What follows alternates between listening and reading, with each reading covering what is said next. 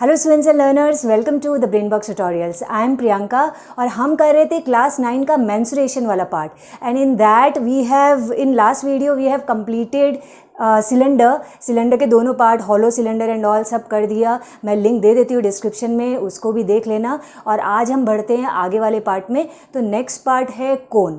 तो आज हम करेंगे कोन, या इसको भी राइट सर्कुलर कोन बोलते हैं। तो हम पहले करेंगे इसके फॉर्मूलाज और फिर उन फॉर्मूला से रिलेटेड सारे सम्स करते हैं। तो चलो फटाफट से शुरू करते हैं ये वाला चैप्टर।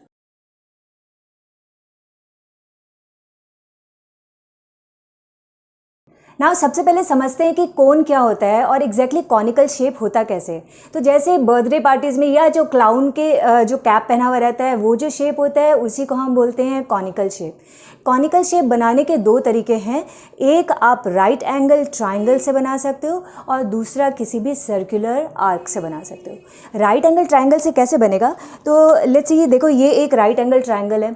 अब अगर हमको इसका कोन बनाना है तो इसका कोन कैसे बनेगा, हाइपोटेन्यूज को छोड़ दें, फिर हमारे पास में ये दो लेग्स होते हैं, इसमें किसी भी साइड को कांस्टेंट रखें और उसके बाद में अगर हम इमेजिन करें कि इस पर्टिकुलर पार्ट को, बाकी पूरे कोन को, इसको फिक्स रख करके और पूरे कोन को अगर हम इस तरीके से रिवॉल्व कराएं तो ये जो रिवॉल्व हो रहा है ये नीचे की तरफ अगर देखें तो पूरा सर्कल बनाते हुए घूम रहा है, राइट। ये पूरा सर्कल बनाते हुए घूम रहा है, ये पार्ट बिल्कुल फिक्स्ड है और ऊपर में बिल्कुल पॉइंटेड है। तो ये बिल्कुल कैसा शेप बनाएगा, this will make a conical shape, मतलब इसको जब घुमाएंगे तो ये इस तरीके का शेप बनाएगा। अब हम इसको इस लेग से या फिर इस लेग को कांस्टेंट रख करके और फिर ऐसे घुमाएं तो भी वही चीज़ होगी, ठीक है। इसको कांस्टेंट रखना और इसको घुमाना है तो नीचे पूरा सर्कल बनते जा रहा है और ऊपर ये कवरिंग होती जा रही है। ये जो शेप बनता है, ये शेप बनता है सॉलिड कोन में। सॉलिड कोन मतलब अंदर सब कुछ भरा हुआ हो वैसा। तो सॉलिड कोन जो होता है वो इस तरीके से बनता है राइट एंगल ट्रायंगल के थ्रू। और दूसरा कैसे बनता है, सो दूसरा कोन बनता है एक सर्कुलर आर्क से। तो मैंने एक सर्कुलर आर्क काट के रखा है, ठीक है। ये पूरा सर्कल था, इसका ये पार्ट हटा दो तो ये सर्कुलर आर्क हो गया। अभी ये सर्कुलर आर्क से हम कोन कैसे बनाते हैं, तो सिंपली ये जो मैंने रेडियस लिख के रखा है ये रेडियस ही है इस सर्कल का। इन रेडियस दोनों को अगर हम ज्वाइन कर दें और ये देखो बिल्कुल कॉनिकल शेप बन गया, राइट। सो ये ऐसे भी बन सकता है। अब एग्जैक्टली देखो तो ये कोन किससे बना है, तो ये दो रेडियस थे, ये जब जुड़ते हैं तो कोन का ये स्लैंटिंग वाला पार्ट बना देते हैं। और दूसरी चीज़ जो ध्यान रखनी है, ये जो पार्ट पूरा आर्क है या रिकवरिंग है, जो 2πr जिसको हम बोलते हैं, वो वाला पार्ट जो है वो यहाँ पर हम जब इस तरीके से ज्वाइन करते हैं तो ये बन जाता है अपना पूरा बेस ऑफ द कोन, ठीक है। अब देखते हैं इसके फॉर्मूलाज क्या है। नाउ से कोन का जो स्ट्रक्चर है इसमें क्या क्या चीज़ें ज़रूरत है वो देख लो। तो ये होती है कोन की हाइट, कहाँ तक है हाइट, जो बेस का जो मेन सेंटर है वहाँ से लेकर के बिल्कुल एपेक्स तक की जो लंबाई है that is height of the कोन, जिसको हम h से डिनोट करते हैं। उसके बाद ये आता है रेडियस, जो बेस का रेडियस है। और ये जो स्लैंटिंग पार्ट है this is called slant height. ये एक नई चीज़ है स्लैंट हाइट, जिसको हम l से डिनोट करते हैं। ये स्लैंट हाइट कैसे बना, तो मैंने ये जो रेडियस को मोड़ा और रेडियस को मोड़ करके ये जो पार्ट बना दिस इज स्लैंट हाइट। सी, उसका जो रेडियस था वही स्लैंट हाइट बना है यहाँ पे, ओके। सो अब इसके फॉर्मूलाज क्या हैं, तो सबसे पहले क्योंकि ये नया है स्लैंट हाइट, तो देखते हैं स्लैंट हाइट कैसे निकालते हैं। सो ये राइट सर्कुलर कोन है, सी, ये राइट एंगल ट्राइंगल से बना हुआ है। तो अगर हम इस पार्ट को देखें तो ये एक राइट एंगल ट्राइंगल है, ये है परपेंडिकुलर, ये है रेडियस। तो ये स्लैंट हाइट और कुछ नहीं हाइपोटेन्यूज होता है। तो इसीलिए हम स्लैंट हाइट निकालने के लिए हाइपोटेन्यूज वाला फॉर्मूला मतलब पाइथागोरस थ्योरम हम यूज़ करते हैं, that slant height is equal to h² plus r² का रूट। जो हम पाइथागोरस में करते हैं h² is equal to p² plus b² का रूट, सेम यहाँ पे फॉर्मूला हमने यूज़ किया। नाउ नेक्स्ट आता है formula area of the base. तो यहाँ बेस क्या है, base of the cone is a circle, तो सर्कल का ही एरिया यहाँ पे यूज़ होगा πr²। वही अगर यहाँ पे सरकमफरेंस पूछा जाता है तो हम सर्कल का ही सरकमफरेंस निकालते, दैट इज 2πr। उसके बाद आता है कर्व्ड सरफेस एरिया। सो कर्व्ड सरफेस एरिया मतलब कॉनिकल पार्ट का जो घूमा हुआ पार्ट है सिर्फ उसका एरिया निकालो। यानी अगर ये कोन है और मैं इसमें बोलूँ कि तुमको पेंट करना है तो तुम एग्जैक्टली कौन सी जगह पे पेंट करोगे, इस पूरे पार्ट में पेंट करोगे जो कर्व हुआ है। नीचे तो करोगे नहीं बिकॉज नीचे तो खाली है, यहाँ पे तो मैंने कुछ लगाया नहीं। तो ये जो पोर्शन है अभी जहाँ तुमको अगर पेंट करना पड़े तो this will be curved surface area. Curved surface area का फॉर्मूला है πr_l। तो यहाँ स्लैंट हाइट की जरूरत हो रही है बट हाइट की नहीं हो रही। नेक्स्ट आता है टोटल सरफेस एरिया। तो टोटल सरफेस एरिया में जो कर्व्ड वाला पोर्शन है यानी कि ये पोर्शन ये भी आ गया, और उसके अलावा अगर मैं इसको कवर कर दूं तो नीचे का एक सर्कल भी आ गया। तो अब मैं अगर तुमको इसको पेंट करने बोलूँ तो तुम इधर भी करोगे और नीचे वाले सर्कल पे भी करोगे। तो टोटल सरफेस एरिया कितना हुआ, ये पार्ट पाई आर एल और ये part pi are square. Same चीज़ यहाँ लिखा है pi R L plus pi are square, but इसको शॉर्ट में सॉल्व करना हो तो ऐसे कर सकते हो, पाई आर कॉमन लिया एल प्लस आर, तो ये भी याद रख सकते हो। एंड लास्ट पार्ट आता है वॉल्यूम। सो वॉल्यूम का एग्जैक्टली मीनिंग क्या होता है, कैपेसिटी, मतलब इस कोन के अंदर कितनी चीज़ आ सकती है। फॉर एग्जांपल मैं इसको उल्टा कर दूं तो ये एक वेसल जैसा बन जाता है। अब अगर इसमें क्वेश्चन हो कि इसमें कितना वाटर हम फिल कर सकते हैं, तो हम एग्जैक्टली क्या बात कर रहे हैं, वॉल्यूम की, कैपेसिटी की। तो कैपेसिटी या वॉल्यूम का फॉर्मूला है 1/3 पाई आर स्क्वायर एच। तो अगर तुम लोगों को सिलेंडर वाला अभी अभी हमने किया है तो सिलेंडर का अगर वॉल्यूम याद है that was only pi are square h, उसी का 1/3 हो गया volume of the cone. Okay, और ये वही पार्ट है जो हमने इससे बनाया कि सर्कुलर आर्क को अगर हम इस तरीके से दोनों आर्क को ज्वाइन कर दें तो ये जो रेडियस है यही बन जाता है स्लैंट हाइट, और ये जो पूरा आर्क है ये बन जाता है circumference of the base, that is this one which is 2 pi r. तो अगर कोई ऐसा सम आता है कि हमने सर्कुलर आर्क से कोन बनाया और फिर हमें रेडियस स्लैंट हाइट पता करना हो तो हमको ये चीज़ याद रखनी है। ठीक है, तो चलो अब सम शुरू करते हैं इसका। और हाँ, अगर ये फॉर्मूलाज तुम लोग अपने पास रखोगे, अपने सामने रखोगे तो याद जल्दी होंगे। मैंने अपने वेबसाइट में भी इन फॉर्मूलाज को लगा के रखा है, उसका प्रिंट आउट तुम निकाल सकते हो, मैं लिंक दे देती हूँ। सो वो प्रिंट आउट अगर चाहते हो तो प्रिंट आउट रखो अपने सामने, तो जितना देखोगे उतने जल्दी याद भी होंगे। चलो अब शुरू करते हैं सम्स। तो करते हैं अपना फर्स्ट सम। नाउ लिखा हुआ है the height of the cone is 16 centimetre and it's base radius is 12 centimetre. Find the curved surface area and the total surface area of the coin. और हिंट में दिया हुआ है कि पाई इज इक्वल टू 3.14 हमको use करना है इस बार 22/7 नहीं। तो चलो हमको सबसे पहले क्या क्या चीज़ें, curved surface area and total surface area चाहिए। नाउ फॉर्मूला में देखो कर्व्ड सरफेस एरिया में एल चाहिए, पाई आर एल का, और यहाँ हमारे पास सिर्फ एच और आर है, यानी हमको पहला काम करना है एल स्लैंट हाइट निकालना है। तो हम लिखेंगे height of the cone that is h is equal to 16 centimetre है। Radius of the cone that is r, ये है 12 centimetre. So therefore slant height that is l, ये क्या होगा, h square plus r square का root, यानी कि 16 का स्क्वायर प्लस 12 का स्क्वायर का रूट। सो 16 का स्क्वायर कितना होता है, 256 प्लस 12 का 144 का रूट, तो ये हमारा आ रहा है 400 का रूट, दैट इज़ 20 सेंटीमीटर। तो चलो अब हमको स्लैंट हाइट भी निकल गया, तो अब हम पहला वाला part that is curved surface area, CSA में शॉर्ट में लिख रही हूँ, कर्व्ड सरफेस एरिया निकालते हैं। कर्व्ड सरफेस एरिया का फॉर्मूला है पाई आर एल। सो पाई इस बार 22/7 नहीं लेना है, 3.14 लेना है। R is 12 and L is 20। तो अब सिंपल मल्टीप्लिकेशन है इसका। सो मल्टीप्लिकेशन 12 इंटू 2 तो 240 होता है, और ये फटाफट से कैलकुलेट करके देखते हैं अपने कि इसकी वैल्यू कितनी आती है। सो मैंने इसको कैलकुलेट किया और इसकी वैल्यू आ रही है 753.6 स्क्वायर सेंटीमीटर। नाउ नेक्स्ट आता है that is total surface area. So total surface area में क्या आता है, curved surface area plus the base area that is pi are square.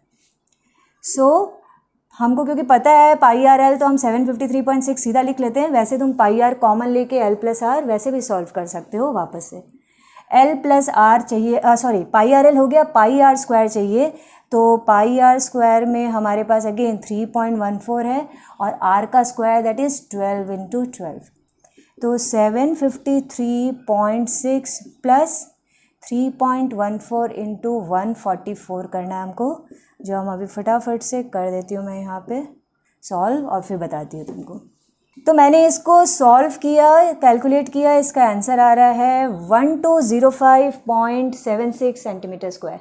ठीक है, ओके, सो अपना सेकेंड नंबर क्वेश्चन है, a cloth having an area of 165 square metre is shaped in the form of a conical tent of radius 5 metre. तो एक कपड़े को जिसका area दिया हुआ है उसका कोन बना दिया, यानी कि हमको कोन का एरिया मालूम है।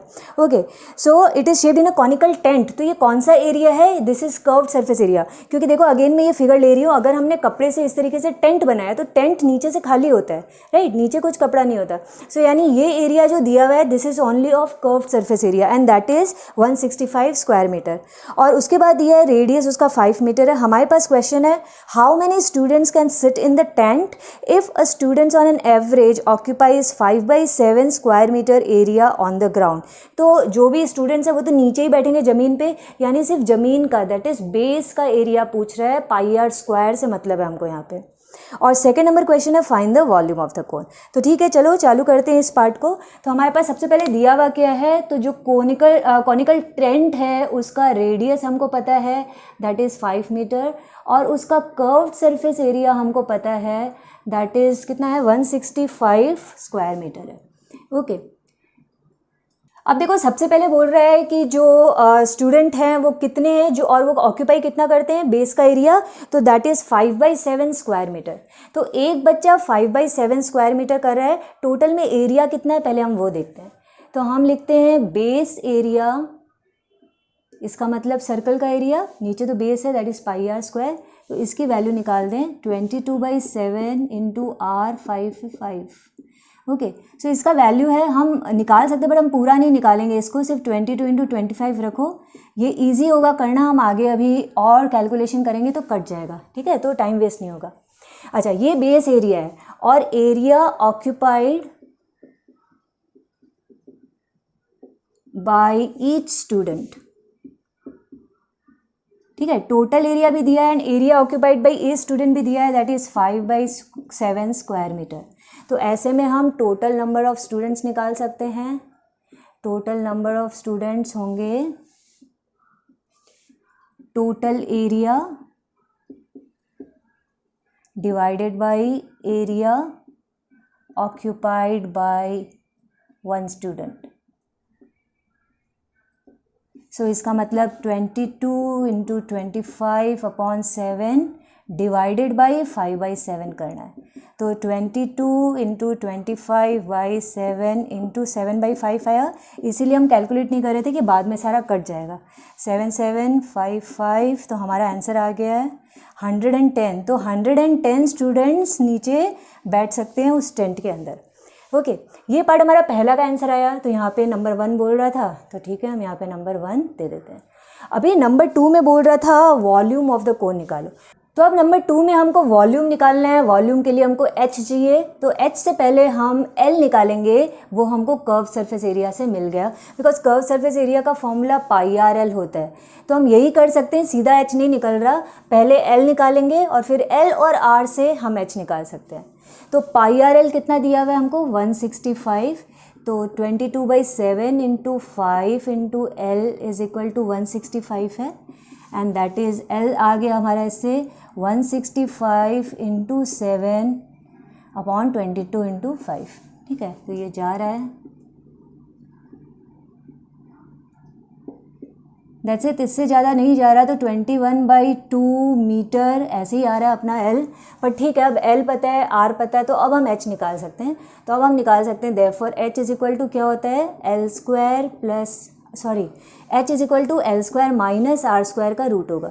और अगर इसमें कोई कन्फ्यूजन है तो तुम L वाले ही फॉर्मूला लगाओ, एक ही बात है। जैसे पाइथागोरस थ्योरम में होता है ना, हम H की जगह कुछ भी निकाल सकते हैं, तो वैसे ही मैंने चेंज कर दिया इसको, ठीक है। तुम चाहो तो इसको वैसे ही कर सकते हो, अगर तुम लोगों को कन्फ्यूजन हो यहाँ पे, तो मैं वैसे ही कर रही हूँ। See L is equal to H square plus R square का रूट, तो L हमारे पास कितना है 21/2 is equal to H square plus R का स्क्वायर 25 है का रूट। अब हम रूट करेंगे, रूट हटाएंगे तो स्क्वायरिंग बोथ साइड करते हैं। स्क्वायरिंग बोथ साइड करेंगे तो ये होगा 21 का स्क्वायर कितना होता है 441/4, 21/2 का स्क्वायर इज इक्वल टू, इसका रूट हट गया H स्क्वायर प्लस 25। पर हमको ये बताना पड़ेगा हमने क्यों ऐसा किया, तो स्क्वायरिंग बोथ साइड्स किया। अब एच स्क्वायर की वैल्यू निकालनी है तो इसको इधर लाते हैं। So 441/4 minus 25 that is equal to H square. So हमारा आ रहा है 341/4 और फिर एच आएगा रूट 341/4 ना।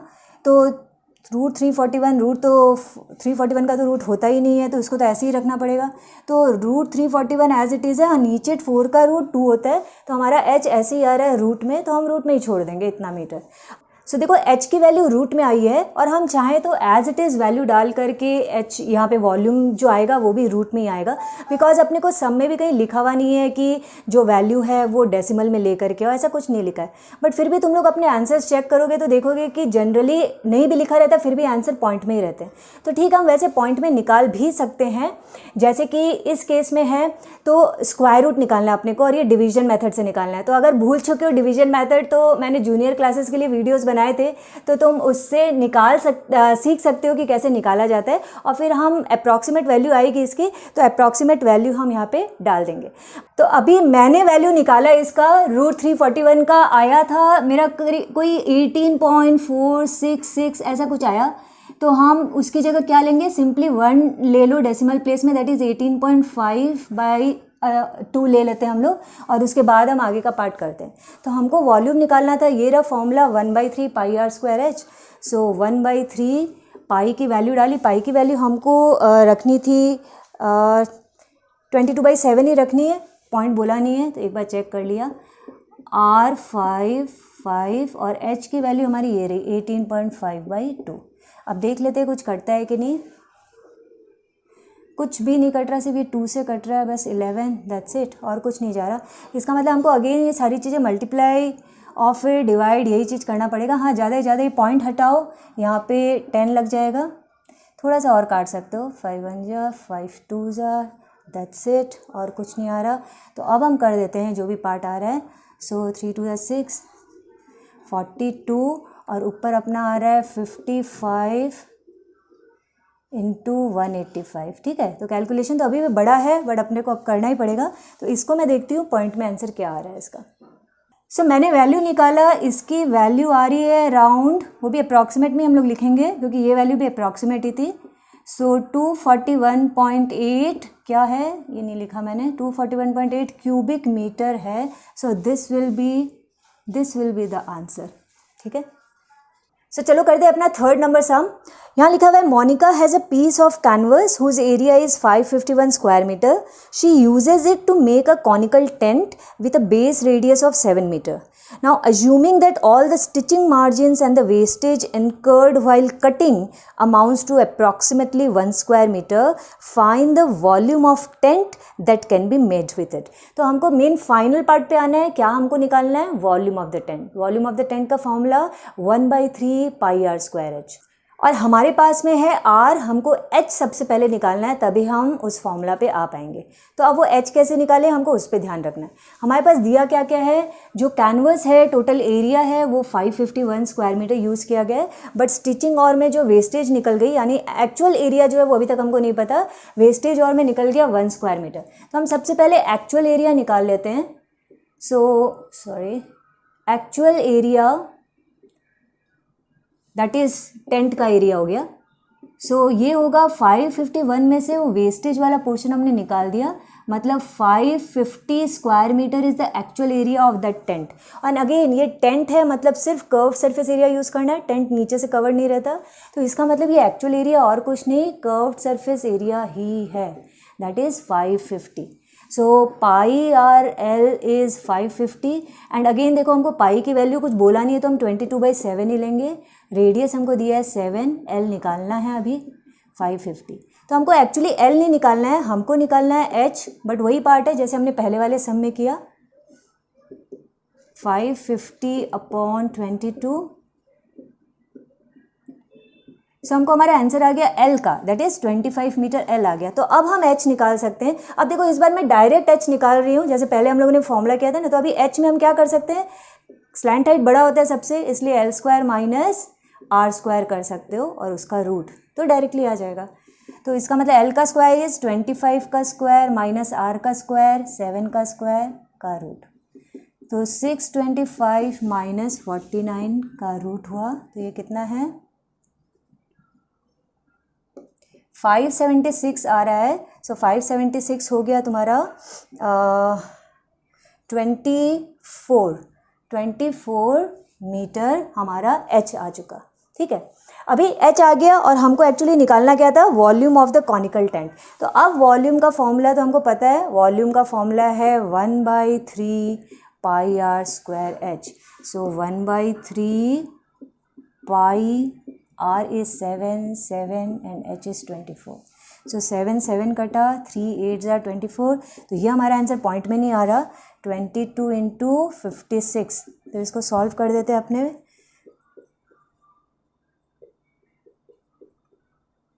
सो हमारा आंसर आया 1232, ये वॉल्यूम है तो cubic metre, and this is our answer. Now करते हैं अपना fourth number sum. Now fourth number sum में लिखा हुआ है the volume of a conical tent is 1232 cubic metre and the area of the base floor is 154 square metre. Calculate, यहाँ पे 3 चीज़ें दी है, radius of the floor, height of the tent and length of the canvas required to cover this conical tent if its width is 2 metre. अब ये part क्या है, हम लोग आते हैं, बट पहले जो इजी वाले पार्ट है वो निकालते हैं, that is radius of the floor and height of the tent. Radius of the floor बोलो या फिर रेडियस ऑफ द कोन बोलो, एक ही चीज़ है, क्योंकि एक कोन है जिसमें ये फिगर ले रही हूँ, बहुत काम आ रहा है। सो सी, ये जो फ्लोर हो गया यही कोन का भी बेस है, इसका जो रेडियस होगा पूरे कोन का भी वही रेडियस कहलाएगा, तो एक ही बात है। सो हमको रेडियस ऑफ द फ्लोर और हाइट ऑफ द टेंट निकालना है। हमारे पास है क्या, वॉल्यूम दिया हुआ है, एरिया ऑफ बेस दिया हुआ है, जिसका मैंने फॉर्मूला लिख दिया है। बेस का एरिया मतलब सर्कल का एरिया, यानी पाई आर स्क्वायर तो दिया हुआ ही है, और वॉल्यूम दिया हुआ है मतलब 1/3 पाई आर स्क्वायर एच भी दिया हुआ है। तो अब हमको रेडियस और हाइट निकालना है। देखो सबसे पहले रेडियस तो इससे निकल जाएगा, दैट नंबर 1, रेडियस के लिए हम बोलेंगे pi are square, area of the base 154। Now pi कुछ नहीं लिखा तो हम 22/7 लेते हैं, 154, तो आर स्क्वायर की वैल्यू आ गई 154 इंटू 7/22। सो ये 11 से जा रहा है। सो हमारा आंसर आर स्क्वायर 49 आया, तो हमारा आर की वैल्यू तो आ गई है, radius that is 7 centimetre, sorry 7 metre, because R square is 49, तो रूट हो गया 7, एक आया। नंबर 2 हमको हाइट निकालना है। अभी हाइट के लिए देखो वॉल्यूम यूज़ में लेते हैं। वॉल्यूम का फॉर्मूला है 1/3 पाई आर स्क्वायर एच, और हमारे पास में अब एच नहीं है, बाकी सब कुछ है, तो हम ये वाला पार्ट उतारते हैं। हम लिखेंगे 1/3 पाई आर स्क्वायर एच की वैल्यू हमारे पास पता है 1232, और अब हम ये पूरी वैल्यू पाई की और आर स्क्वायर की निकाले। उससे अच्छा ये है कि ये जो पाई आर स्क्वायर है ये तो हमको ऑलरेडी गिवन है 154, तो एज इट इज़ उतार लो, जल्दी हो जाएगा सम। सो 1/3 इंटू ये 154 और h हमको चाहिए, ठीक है। सो अब इस पार्ट को इधर लाते हैं, तो हमारी h की वैल्यू क्या होगी 1232 इंटू 3 डिवाइडेड बाई 154। ओके, सो अभी किससे जा रहा है, 2 से तो साफ साफ दिख रहा है, और ये 11 से आई थिंक जाना चाहिए, 7 8 जार, तो हमारा हाइट भी आ गया 24 मीटर। तो हमारा रेडियस आ चुका, हाइट आ चुका। अब आते हैं हम अपने थर्ड पार्ट में, जिसको मैंने बोला मैं थोड़े बाद में समझाती हूँ। तो यहाँ पे लिखा है कि ये जो टेंट है, अब हम इसको कैनवस से कवर करेंगे। तो कैनवस जो कपड़ा जो बाज़ार में मिलता है, ये कैनवस क्या हुआ, एक कपड़ा ही हो गया। अब उस कपड़े को तुमको इस कोन में चारों तरफ लपेटना है जैसे भी। तो वो जो कैनवस है, जब खरीदने जाते हो बाज़ार में तो वो रेक्टेंगल के शेप में दिखता है हमको, तो वो एग्जैक्टली कैसा होगा, इस तरीके का कोई कैनवस है, राइट। और हम जब लेने जाते हैं बाज़ार में, और इसकी विथ दी हुई है, see width of the canvas is 2 metre, ये जो विथ है ये 2 मीटर दिया हुआ है। ओके, इसका एरिया नहीं मालूम, लेकिन हम जब मार्केट में जाते हैं कुछ भी कपड़ा लेने, तो हम मेनली लेंथ वाइज लेते हैं, राइट। हम बोलते हैं 8 मीटर कपड़ा चाहिए, 7 मीटर्स कपड़ा चाहिए, तो एग्जैक्टली हम किसकी बात कर रहे होते हैं, सिर्फ लंबाई की। जो विथ होती है वो तो फिक्स रहती है, राइट। और यहाँ क्वेश्चन भी वही बोल रहा है कि ये लेंथ, ये पता करो इस कैनवस का। ओके, सो ये कैनवस कहाँ यूज़ हो रहा है, ये कैनवस यूज़ हो रहा है एक टेंट बनाने में। टेंट का एरिया जो होगा और कैनवस का जो एरिया होगा वो सेम होगा। टेंट का एरिया क्या होगा, बिकॉज सिर्फ ऊपर ऊपर करना है, यानी जो कर्व्ड सरफेस एरिया होने वाला है टेंट का वही सेम एरिया होने वाला है इसका। यानी ये जो बीच का जो पूरा एरिया है ये एग्जैक्टली क्या है, curved surface area of the tent. तो हमको लेंथ निकालना है, उसके लिए हमको ये एरिया चाहिएगा, क्योंकि रेक्टेंगल का area is equal to length into breadth होता है। अब हमको एरिया पता चल जाए तो हम लेंथ निकाल लेंगे। तो हमको पता करना है curve surface area of the tent. तो that we are going to write here. हम लिखेंगे curve surface area of tent is equal to area of canvas. ठीक है। और अब देखो इसको थोड़ा से मेंसुरेशन के सम्स क्या होते हैं, थोड़ा सा फास्ट करने के क्या तरीके हो सकते हैं वो देखो। तो अब मैं इसको ऐसे यूज़ करती हूँ, curve surface area of tent that is pi R L. अच्छा, तो हमको सबसे पहले तो इसमें एल की ज़रूरत है, तो ये हम सबसे पहले एल निकाल लें, उसके बाद ये पार्ट करते हैं फिर। तो सो एल की वैल्यू क्या होगी, एल की वैल्यू होगी H square plus R square का रूट। एच क्या आया था अपना अभी अभी 24, सो 24 का स्क्वायर प्लस आर इज 7 का स्क्वायर और इसका रूट। तो दैट इज़, ये पार्ट मैं हटाऊँ यहाँ से। सो 24 दैट इज़ 576 प्लस 49, 625 का रूट दैट इज़ 25। तो अब हमको एल आ गया और अब हम इस पार्ट को, इस वाले पार्ट को अब हम उतारेंगे that curve surface area of tent is equal to area of canvas होता है। कर्व सरफेस एरिया का फॉर्मूला क्या है, पाई आर एल, राइट। और एरिया ऑफ कैनवस क्योंकि रेक्टेंगल के शेप में, तो उसका फॉर्मूला क्या है, उसका फॉर्मूला है लेंथ इनटू ब्रेथ। मैं यहाँ पे एल दूसरा रख रही हूँ, कंफ्यूज मत होना कि ये दोनों एल सेम है क्या, इसलिए अलग अलग एल रख दिया। अब हमको क्या क्या पता है हम उतार लेते हैं। तो pi is 22/7, R is 7, L is 25 is equal to length हमको नहीं पता एंड ब्रेथ इज़ गिवन 2। अब हम इसको सॉल्व करें और एल की वैल्यू आ जाएगी। कुछ तो यहीं कट रहा है, देखो 7 7 कट गया, इधर से 2 और ये 11 कट गया, दैट्स इट। तो एल की वैल्यू क्या है, एल की वैल्यू है 11 इंटू 25, 275 मीटर लेंथ हमको चाहिए उस कैनवस का। तो चलो करते हैं अपना फिफ्थ सम। नाउ यहाँ लिखा हुआ है the ratio of the heights of two right circular cones is 5:2 and that of their base radii is 2:5। ठीक है, जस्ट उल्टा है। Find the ratio of their volumes. तो हाइट का रेशियो और रेडियस का रेशियो दिया हुआ है, हमको वॉल्यूम का रेशियो निकालना है। सो ऐसा देखते हैं, कोन नंबर 1 ले लें और कोन नंबर 2 ले लें। अब इन दोनों के जो रेशियो ऑफ हाइट्स है,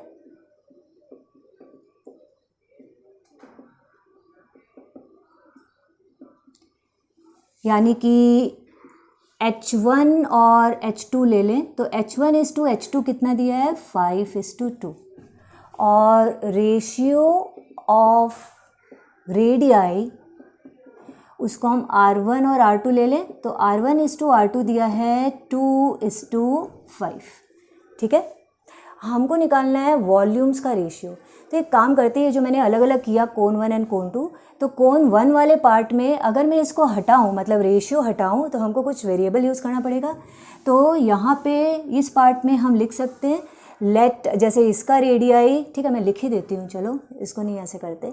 सो let the heights be 5x and 2x units. Units इसलिए बिकॉज कुछ भी नहीं दिया, वो अब सेंटीमीटर है मीटर है। एंड रेडियाई बी, अब यहाँ x वेरिएबल यूज़ कर लिया है तो रेडियाई में कुछ और वेरिएबल यूज़ करना पड़ेगा, तो कुछ भी 2y एंड 5y ले लेते हैं, ये भी यूनिट्स। ओके, नाउ वॉल्यूम देखते हैं। सो वॉल्यूम ऑफ फर्स्ट कोन होगा 1/3 पाई आर, यहाँ पे आर क्या है, R1 का square, right, into H1। 1/3 pi are square H ही है, बस R यहाँ पे और H यहाँ पे जो था वो डाला है। और वॉल्यूम ऑफ सेकेंड कोन वही है 1/3 pi are square H, but यहाँ R2 है, तो R2 का स्क्वायर है और H क्या है, H2। अब इनका रेशियो निकालना है, तो हम डायरेक्ट रेशियो में ही आते हैं जिससे हमारा सम ईजी हो जाए। जो मैंने बोला था ना कि सम को थोड़ा जल्दी सॉल्व करना है, तो फिर ऐसे ही करना पड़ेगा। रेशियो का साइन लगाया, 1/3 पाई R2 का स्क्वायर इंटू H2। अब देखो 1/3 पाई ये तो कट ही गया। R1 हमने क्या लिया था, 2y, तो 2y का स्क्वायर इंटू H1 था 5x, इस टू R2 था 5y, तो 5y का स्क्वायर इंटू H2 क्या था, 2x। सो ये हो गया है 4y स्क्वायर इंटू 5x, और ये है 25y square into 2x। Okay, सो अब हम चाहे तो यहाँ पे भी काट लेते हैं, मैं थोड़ा सा और सॉल्व कर लेती हूँ। सो 20y square x, 50y square x, तो y स्क्वायर x कट गया, 50 का 0 कट गया, तो हमारे पास बचा क्या, रेशियो इज़ 2:5। ठीक है, नाउ करते हैं अपना लास्ट सम। नाउ इसमें लिखा हुआ है a right triangle with side 6 centimetre, 8 centimetre and 10 centimetre is revolved about the side 8 centimetre. Find the volume and the curve surface of the cone so formed. And यहाँ पाई अपने को 3.14 लेना है। तो ये वो पार्ट हुआ जो मैंने बिल्कुल शुरू में बताया था कि एक राइट ट्राइंगल है और इससे अगर हम कोन बनाएं, एक पर्टिकुलर लेग को फिक्स रख करके अगर हम ऐसे ऐसे ऐसे ऐसे घुमाएं तो ये कोन बन जाता है। तो यहाँ पे यही बताया कि एक राइट ट्राइंगल है और इसके 6, 8 और 10 तो ऑब्वियसली हाइपोटेन्यूज है, तो इसके थ्रू तो रिवॉल्व होता ही नहीं है। अपने को बोला है 8 सेंटीमीटर वाले से रिवॉल्व करना है, तो हम लोग मान लेते हैं ये 8 है, इसका मतलब ये 6 सेंटीमीटर हो गया।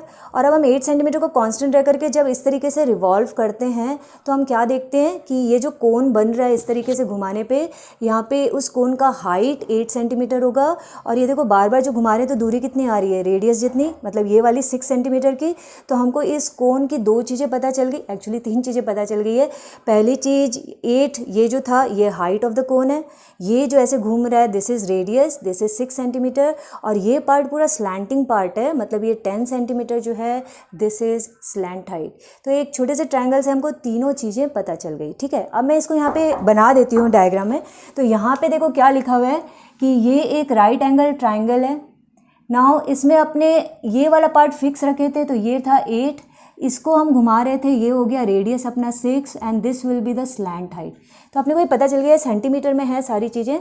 सो हाइट इसके थ्रू हमको पता चल गया that height of the cone is 8 centimetre, radius is 6 centimetre and हमको स्लैंट हाइट पता चल गया दैट विल बी 10 सेंटीमीटर। तो ये अगर पता चल जाए तो अब हम कुछ भी सॉल्व कर सकते हैं। हमको यहाँ पे क्वेश्चन में 2 चीज़ें बोल रहा है, एक बोल रहा है कि वॉल्यूम निकालो और कर्व सरफेस निकालो। सो वॉल्यूम का फॉर्मूला क्या होगा, वॉल्यूम का फॉर्मूला होगा 1/3 pi R square H, that is 1/3 into 3.14। R का स्क्वायर मतलब 6 इंटू 6 और H इज़ 8। एक बार हमको ये पता चल गया, तुमको पता चल जाएगा फटाफट क्या करना है। नाउ 3 2 6 ये हुआ। सो इसको हमको मल्टीप्लाई करना है 3.14 इंटू 96। तो इसको हम सॉल्व कर लेते हैं फटाफट और इसका आंसर देखते हैं क्या होता है। सो मेरा इसका आंसर आया 301.44 क्यूबिक सेंटीमीटर। ओके, अब देखो नेक्स्ट अपने को बोल रहा है कर्व्ड सरफेस एरिया निकालना है। तो कर्व्ड सरफेस एरिया जो है, curved surface area, now curved surface area का फॉर्मूला होगा पाई RL। Pi is 3.14, radius will be 6 and L is 10। ये सिंपल मल्टीप्लिकेशन है। ठीक है, हम इस दोनों को मल्टीप्लाई कर लें पहले। 18.84 इंटू 10 है, मतलब ये 188.4 स्क्वायर सेंटीमीटर आ गया। तो दिस इज़ वेरी इजी।